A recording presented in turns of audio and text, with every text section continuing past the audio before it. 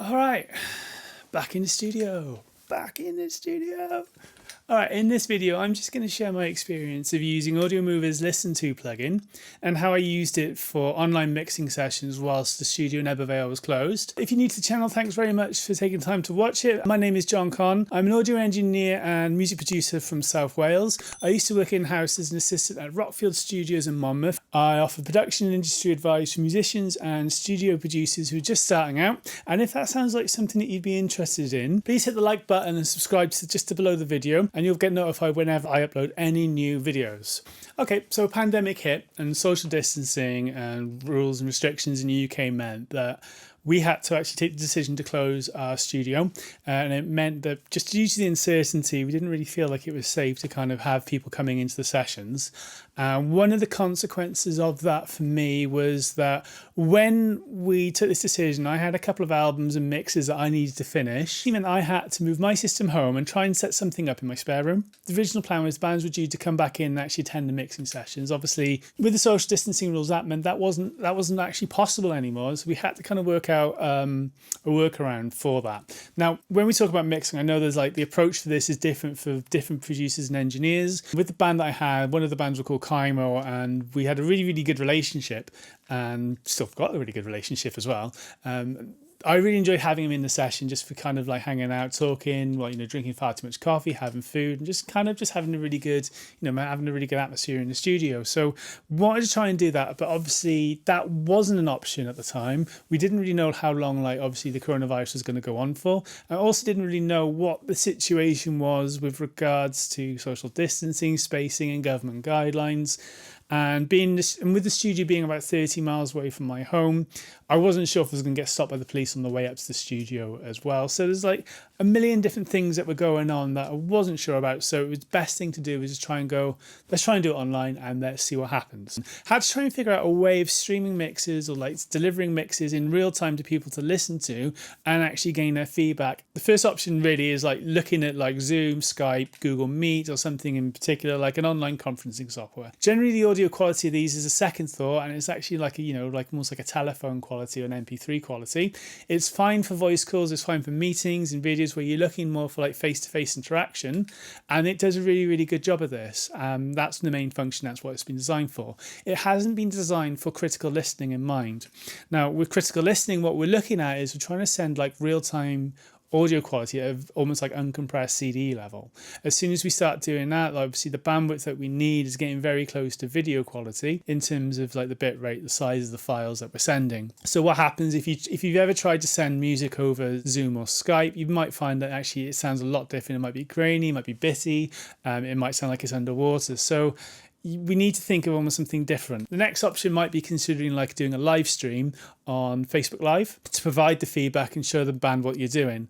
I've done a few AMAs on YouTube and my Facebook page. One of the things that I've noticed when we're setting up your live streams is there's generally about a 20 to 30 second delay. Again, waiting for feedback from viewers who might be watching it. So that's why the interaction isn't as great. It's not as instantaneous. And if you're doing A, B and switching, if you're mixing something, you're 20 seconds ahead of what the person's listening to. So online mixing, for attended online mixing, that's not really going to go too well. Now, third option was using a plugin called Audiomovers Listento. Audiomovers Listento is a plugin that gets inserted into your mix. It basically goes at the end of your mix chain and it transmits the audio from the Pro Tools session, your DAW session, to a dedicated link that the client can listen to. Hence the name. What Listento doesn't do, it doesn't provide any video facilities. So if you still want to interact with a client, the best option might be incorporating this with something like Zoom, Skype, Google Meet, or even Facebook Messenger videos now. For my sessions, I'm tending to, what I actually started using was Zoom alongside Audiomovers, just so that I could share the screen and also a video for what I was using. And when you're using something like Zoom, it actually pops up over the DAW screen and it'll actually go to the side of the screen. I found it really useful when I was talking to Andy that he could see what I was working on, but I could also see him listening, or if he wanted to say something, and there's a chat window over to the side as well. So we could keep the interaction going, but they could, the most important part was they were actually listening at the same time at a really, really high quality level, which was basically studio grade quality. Now, did it work perfectly? No. Here's a couple of things that went wrong for me the first time we were setting up and doing troubleshooting. So I did a few trials with friends. Hopefully watching this video should save you loads of time and actually make it much more efficient and easier to set up. Now, first of all is the setup. For this, this is nothing to do with Audiomovers, but I'm using Mac Pro 5.1. It's basically what's called the cheese grater Mac. It's just like the old school one. It's actually my Mac's 2009. So it's 11 years old now, and it's still built like a tank. I upgraded the processor and the video card and the RAM in the last year and a bit. But one of the things with this Mac is there's no built-in web camera, so we could stream the audio from the session really easily. But then obviously trying to do the interaction between bands and the artists, the first hurdle that I came into was I didn't have a camera. I wasn't going to go out and spend 120, 200 quid on a USB webcam from like Logitech or someone. The first thing that I actually tried thinking about as a workaround was using my laptop as the webcam and then connecting to the meeting on my Mac Pro for streaming the audio and the screen. And so that actually meant that I had 2 users connected before we also got Andy coming in with his video. Complicated? Yeah, it was. In this process of the first setup, I'm trying to upload 3 different high volume streams to a client and also hope that it works. The feedback from this first trial with Kaimo was that everything sounded like it was underwater. Now, when this happens, it tends to be about the bandwidth that they can hear. To get around this problem, I needed to figure out a cheap way of getting a webcam onto the Mac Pro cheese grater without spending anything more than a couple of quid. From Googling and going through, searching on Facebook groups, one of the things that I came across was EpoCam HD, or there's a free version called EpoCam. What EpoCam lets you do is use the camera on your phone, act as a webcam for your Mac. I've gone into a bit more detail on this in my streaming video on open broadcasting software. Link will come up somewhere above. Can never remember which side it is. I always forget. With EpoCam, one of the obviously pros of this is it's cheap, it works, and it's great. The one thing I didn't really consider about using the phone as a webcam is these sessions are generally like, an attended mix session might be 8 hours long or quite a few hours, and you're using your phone as the web camera. So if anyone rings you, anyone's trying to message you or get hold of you and your phone is your primary source for messaging, it goes missing in action. If you're doing a live stream, if you're shooting video for a few minutes, up to half an hour, that's not really going to be cause too much of a problem. When you're looking at a full day session, it might be worth considering something else that can kind of get around that. Secondly, with EpoCam, when you set up, make sure that you set the connection to USB. When we were running the EpoCam connection over Wi-Fi, this actually took up a lot of the bandwidth on the Wi-Fi home network, which actually sent the Audiomovers Listento stream. I actually started making that cut out because the amount of data that the camera is trying to send over the Wi-Fi network. So using USB just means it goes directly into computer. You're not competing with signal from your home router. You're not competing with the computer. And then basically just means that your incoming stream is just from the Zoom call and your Audiomovers upload. So it kind of reduces that as well. Okay, next issue, the web player didn't work in the Safari browser. So when you're setting up the stream, Listento automatically generates a web link depending on your user ID and the session ID. You copy the web link into the Zoom chat, so then that opens up, you get a player and you just press transmit. And in theory, everything should be good to go. When we tried this out, one of the issues that we came up was that Andy couldn't hear anything while I was checking it. As soon as we switched to Chrome, this solved the problem automatically. So I'm assuming it's something to do with the compatibility or security setting in Apple.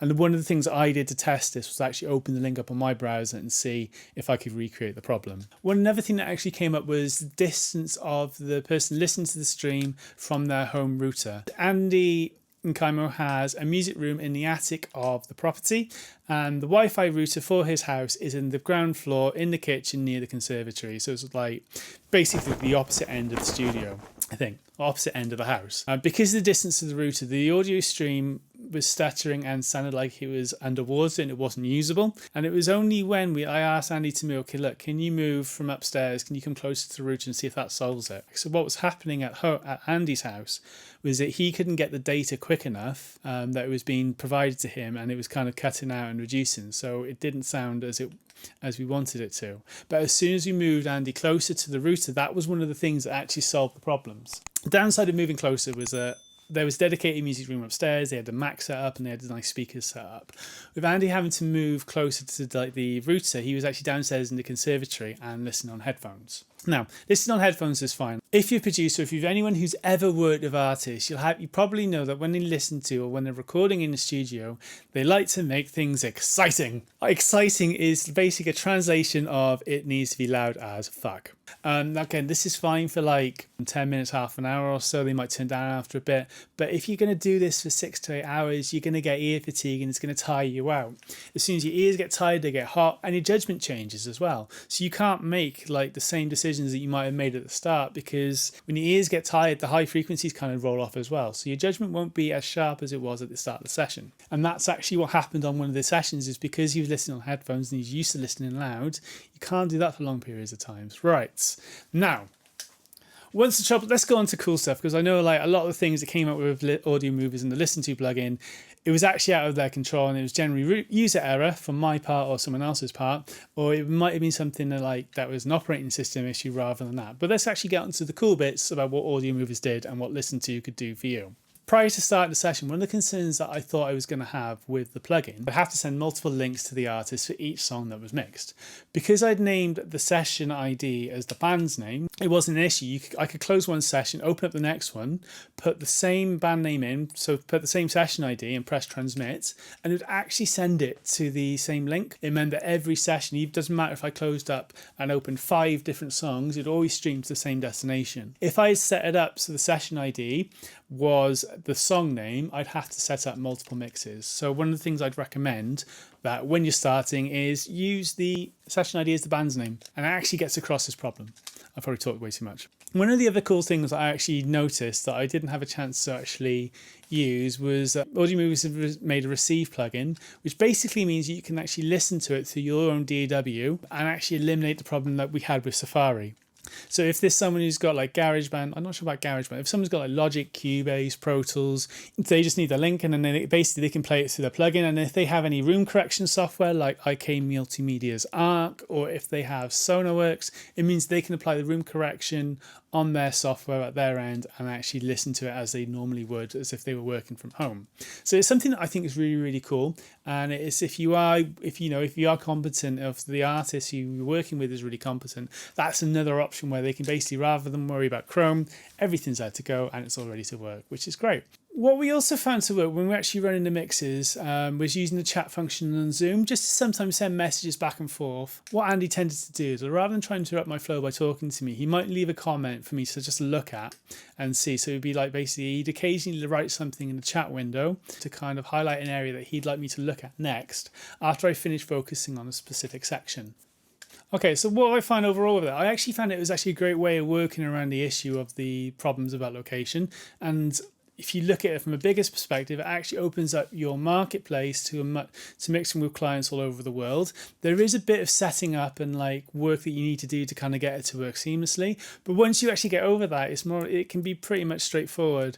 The main consideration with working in this manner is that it can take a bit of time just to get used to and adjust your workflow to incorporate Zoom and to incorporate the screen sharing. With the online mixing, it took a little bit longer than I might do with attended mixing. And again, attended mixing takes a little bit longer than, saying, just running off a few mixes. So the best way to actually, I think, to incorporate this would be to kind of look at the second stage of mix changes, or just to clarify kind of the last sections of the mix. But again, it's something that doesn't get in the problem, and it actually opens up you much more possibilities. From this process, what I've tended to find that works best now is that the first set of mixes unattended, and then send them to the client, get feedback and run off the other changes. Then if you go on to second or third revisions, then it might be easy just to get them in, just to kind of sign off all the final mixes and just make the final tweaks to their liking as well. They can hear it in real time, and then you can have discussions that might get lost in translation, or might get lost on an email that like kind of sound different when you're talking about it, and you can keep your relationship going. So it's a combination, I think, of working with the software, working with like obviously these opportunities and Zoom and all the rest of it, and find out that what works for you.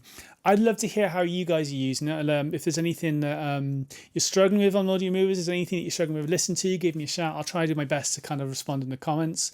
Drop me an email if there's anything you'd like me to see. And again, if you like the videos that I've been doing, give me a like and subscribe, and I'll see you all again next time.